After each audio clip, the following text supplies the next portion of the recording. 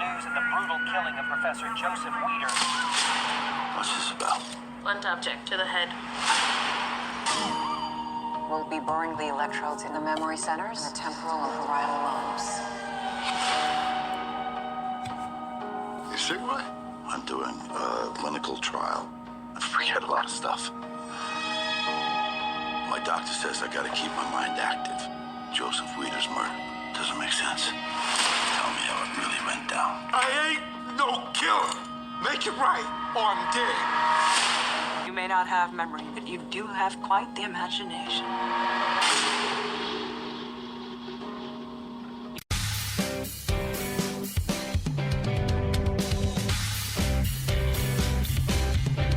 The 1 hour and 50-minute film Sleeping Dogs is based on The Book of Mirrors, written by E.O. Chervich. The film Sleeping Dogs is about an ex-homicide detective with memory loss is forced to solve a brutal murder, only to uncover chilling secrets from his forgotten past. Roy Freeman, Russel Crowe, has Alzheimer's, is now taking prescribed drugs and going through an experimental treatment by sending electrodes into his brain that will send impulses to the target areas of his brain. Freeman's doctor strictly told him to stay away from alcohol and to stimulate his brain by keeping his mind active, suggesting one thing like putting some large puzzles together. Emily Dietz, Kelly Grayson, works for the Clean Hands Project, a legal action nonprofit who advocates for inmates who have been disenfranchised by the system.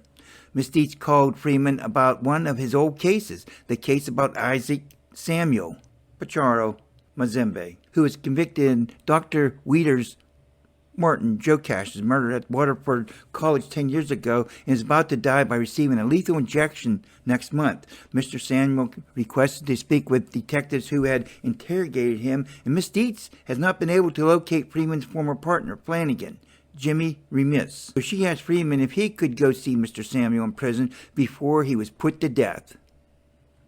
Desperately, Mr. Samuel pleads to Freeman he didn't do it. He knows that Richard Finn, Harry Greenwood, wrote a book about the death of Dr. Weider. Freeman pulls out some case files from an old cupboard box he had in his apartment. During his investigation, Freeman, Russel Crowe, came across several suspects, with all having a good motive to kill Dr. Weider. There's some suspects in the film Sleeping Dogs. Jimmy Remis, Tommy Flanagan.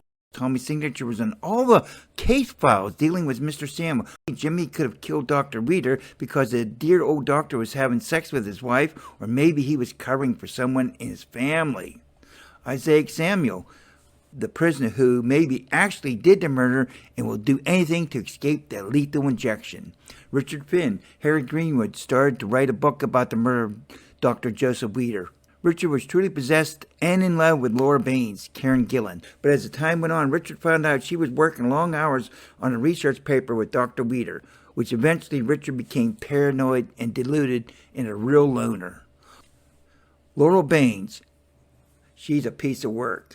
Her real name is Karen Gillan, knows exactly who she is and will do anything to be recognized and admired by her peers. Working long and hard on research paper with Dr. Weider, she realizes he's an arrogant narcissist who will place his name on the research paper by himself, leaving Laura Baines' name completely off the credits. Wayne Devereaux, Thomas M. Wright, was a handyman for Dr. Weider. Dr. Weider, he had his dad's baseball bats displayed in the open inside a small garage that were signed by Willie McCovey, Al Cullen, and most important, Ted Williams, a monumental cash find. Diana Finn, Elizabeth Blackmore, is the now deceased Richard Finn's wife. She suspects Laura Baines, or her other name, Elizabeth Westlake, killed her husband. Diane Lynch. Lynn Gilmartin was a bartender who worked at the Old Warren, gave a deposition in Mr. Samuel's case. She was one of Dr. Weider's sex partner who had a husband that was a mean and a vindictive drunk. Out of an alphabetic score, I give the film Sleeping Dogs a B+.